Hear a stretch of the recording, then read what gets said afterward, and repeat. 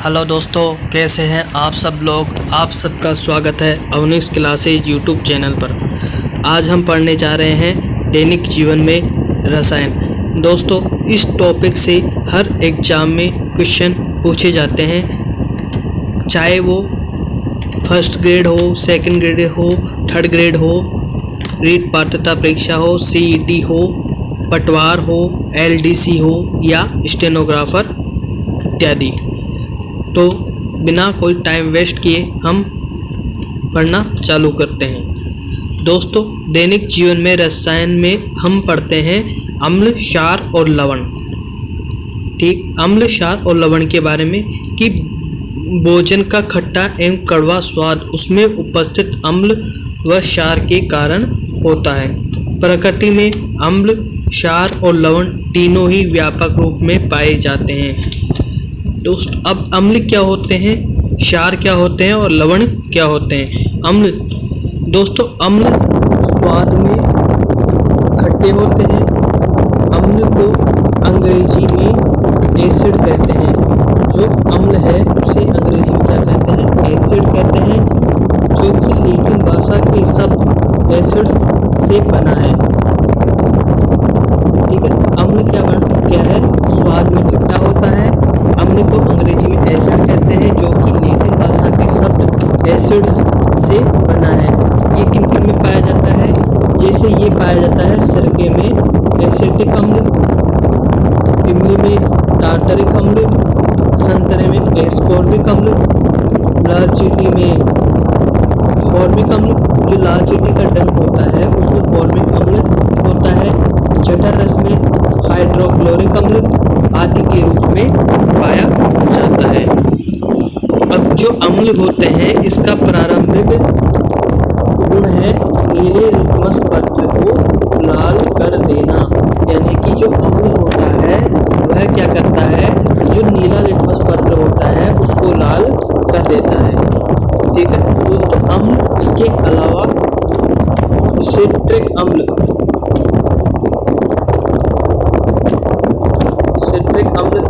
किसमें पाया जाता है, ये पाया जाता है खट्टे फलों में।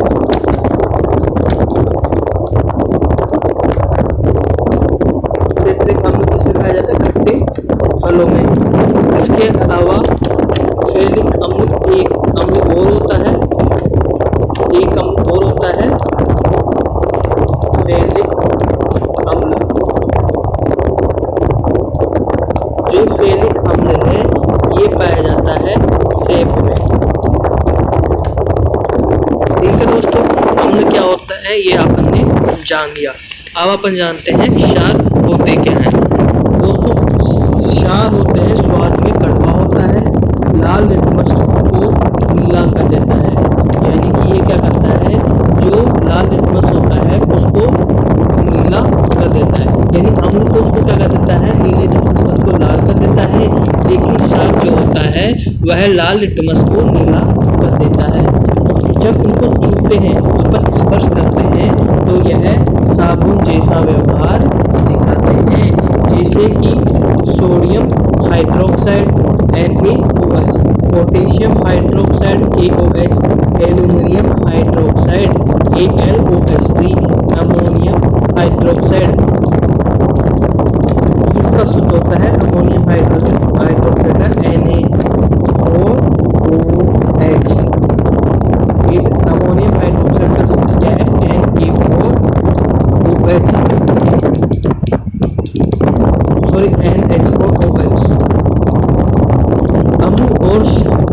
अम्ल और जो क्षार है ये जल में विलय होते हैं। यदि इनमें जल की मात्रा अधिक होती है तो ये तनु कहलाते हैं। यानी कि जो अम्ल और क्षार है ये क्या है, जल में विलय होते हैं, और यदि इनमें जल की मात्रा अधिक होती है तो ये तनु कहलाते हैं। और यदि जल की तुलना में अम्ल या क्षार की मात्रा अधिक होती है तो सांद्र कहलाते हैं। क्या कहलाएंगे, सांद्र। ठीक है, अब होती है बात लवण की। लवण होते क्या हैं, अम्ल और क्षार की क्रिया के द्वारा लवण और जल बनते हैं। अम्ल और क्षार यानी अम्ल प्लस क्षार बराबर लवण प्लस जल, यानी HCl प्लस NaOH क्या बना, NaCl सोडियम क्लोराइड साधारण नाम बना, और साथ में क्या बना है H2O। यह क्रिया उदासीनीकरण क्रिया भी कहलाती है तथा ऊष्माक्षेपी अभिक्रिया होती है।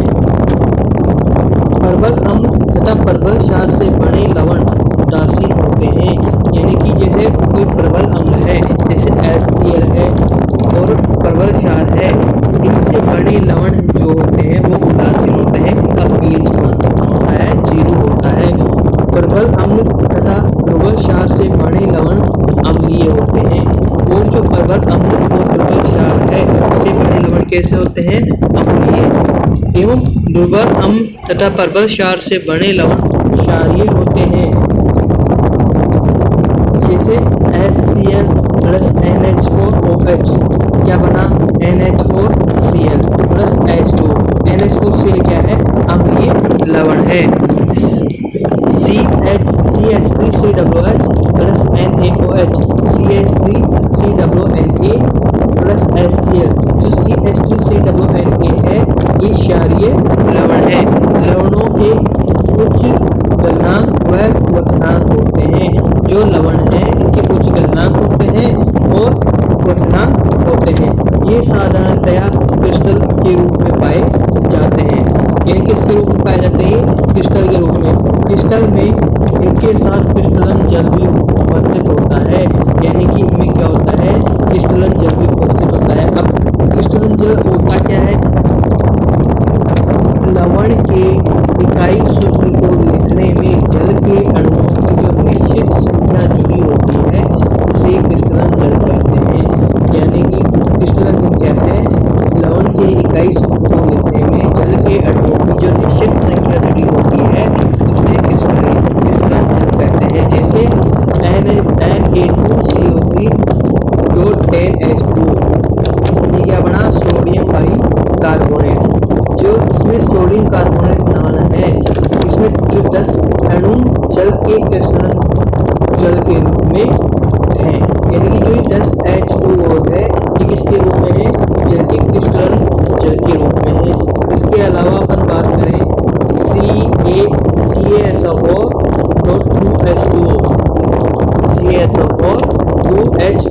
यानी कि जिप्सम। और अगर इसको अपन को प्लास्टर ऑफ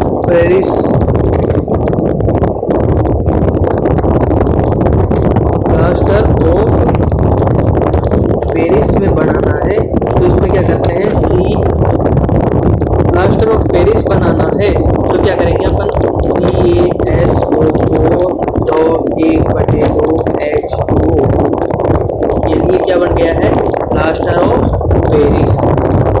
इसके अलावा फिट करी K2SO4.Al2SO4 3.2H2O फिट करी, ठीक है। अब आती है परिभाषाओं की। अनेक रसायनज्ञों ने अम्ल व क्षार की अन्य परिभाषाएं दी हैं। इनमें पहली परिभाषा किसकी है, आरेनियस संकल्पना। ये किसने दी थी, 1800। ये संकल्पना किसने दी, सर्वप्रथम 1887 में एक आरेनियस विद्वान हुए थे, उन्होंने अम्ल क्षार की परिभाषा दी। इनके अनुसार क्या है, जो पदार्थ जलीय विलयन में अपघटित होकर हाइड्रोजन आयन देते हैं अम्ल कहलाते हैं, तथा जो पदार्थ जलीय विलयन में अपघटित होकर हाइड्रोक्सिल आयन देते हैं क्षार कहलाते हैं। यानी कि जो पदार्थ जलीय विलयन में अपघटित होकर हाइड्रोजन आयन दे वह तो क्या है, अम्ल कहलाएंगे, तथा जो पदार्थ जलीय विलयन में अपघटित होकर हाइड्रोक्सिल आयन देते हैं क्षार कहलाते हैं। अब ये कैसे, तो इनके बारे में समझते हैं। जैसे अम्ल के उदाहरण की बात करें तो जैसे HCl हाइड्रोक्लोरिक अम्ल है, इसमें H प्लस जो है हाइड्रोजन आयन दे रहा है और Cl माइनस, यानी कि जो क्लोरिक अम्ल है इसको हाइड्रोजन आयन कौन दे रहा है, अम्ल दे रहा है। इसके अलावा HNO3 नाइट्रिक अम्ल, इसमें भी NO3 को हाइड्रोजन आयन कौन दे रहा है, अम्ल दे रहा है। इसके अलावा H2SO4,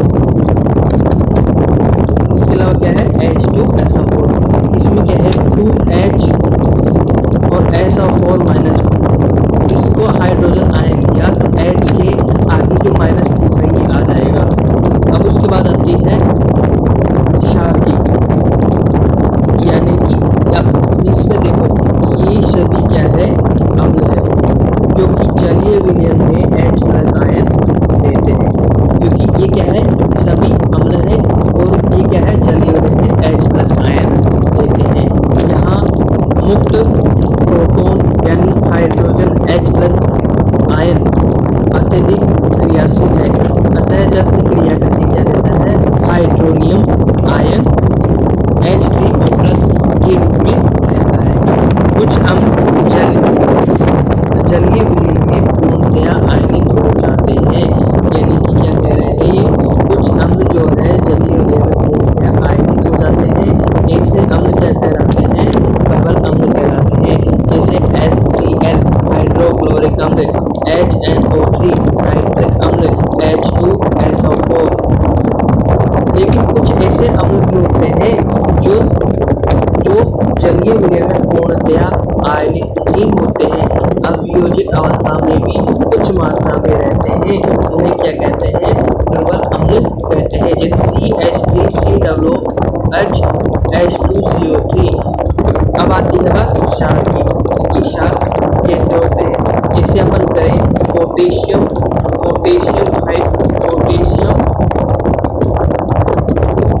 हाइड्रोक्साइड की बात, इसमें K+ और OH-, यानी कि अपन ने क्षार के बारे में क्या पढ़ा था कि आरएनएस के अनुसार वे पदार्थ जो जलीय विलयन में हाइड्रोक्सिल आयन देते हैं वे क्षार कहलाते हैं।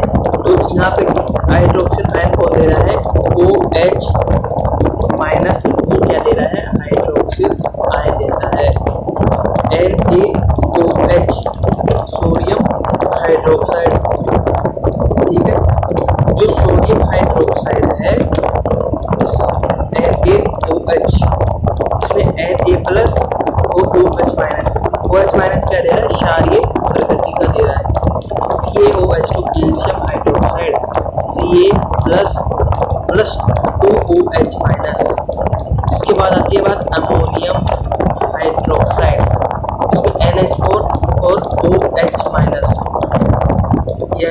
यानी कह सकता हूँ कि ये सभी क्या है क्षार है, क्योंकि जलीय विलयन में OH- हाइड्रोक्सिल आयन देते हैं। ये वे क्षार जिनका जलीय विलयन में पूर्णतया आयनन हो जाता है प्रबल क्षार कहलाते हैं।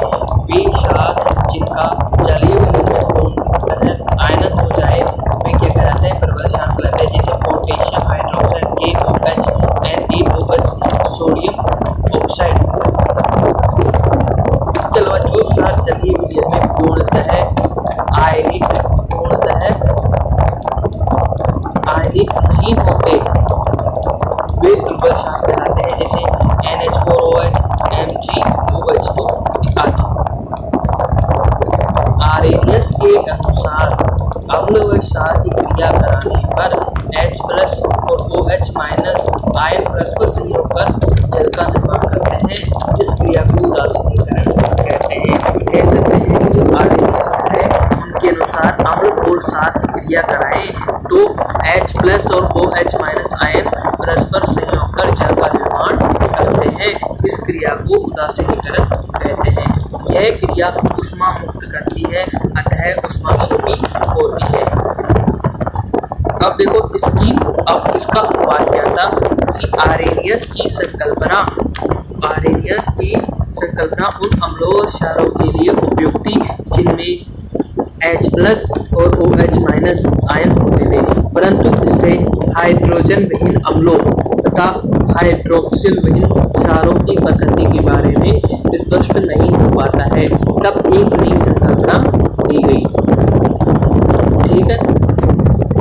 कौन सी संकल्पना थी? अम्ल क्षार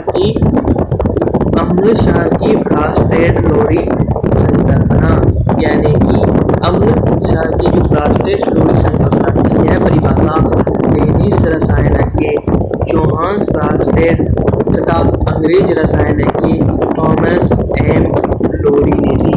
यानी कि जो अम्ल क्षार की ब्रास्टेड लोरी संकल्पना थी, ये किसने दी? डेनिस रसायन की जोहान्स ब्रास्टेड तथा अंग्रेज रसायन की थॉमस एम लोरी ने दी। ब्रास्टेड लोरी के अनुसार, यानी कि अब इसको किस नाम से जाना गया? ब्रास्टेड लोरी के अनुसार अम्ल क्या होते हैं? प्रोटॉन दाता होते हैं तथा क्षार क्या होते हैं? प्रोटॉनदायी होते हैं। यहाँ उन्होंने संयुग्मी अम्ल तथा संयुग्मी क्षार की अवधारणा दी। ठीक है, जैसे H अम्ल है और B क्षार है, तो A क्या होगा? संयुग्मी क्षार, और H भी क्या हो गया? संयुग्मी अम्ल। HA माइनस A माइनस को अम्ल संयुग्मी क्षार युग्म तथा B माइनस HB प्लस को क्षार संयुग्मी अम्ल युग्म कहा जाता है। जैसे H2O प्लस NH3 है। NH3 क्या करेगा? प्रोटॉन लेता है, और H2O क्या करता है? प्रोटॉन लेता है। अगर NH3 ने प्रोटॉन लिया H2O से, तो क्या बना? NH4 प्लस, और इसने एक प्रोटॉन ले लिया, तो क्या बना? OH minus. यहाँ जल क्या है? प्रोटॉन आता है अम्ल है।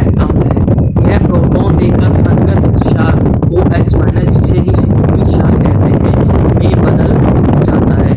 अमोनिया NH3 प्रोटॉनदायी है, अतः क्षार है, और यह प्रोटॉन ग्रहण करके संगत अम्ल NH4 प्लस अमोनियम आयन, जिसे कि संयुग्मी अम्ल भी कहते हैं, में बदल जाता है।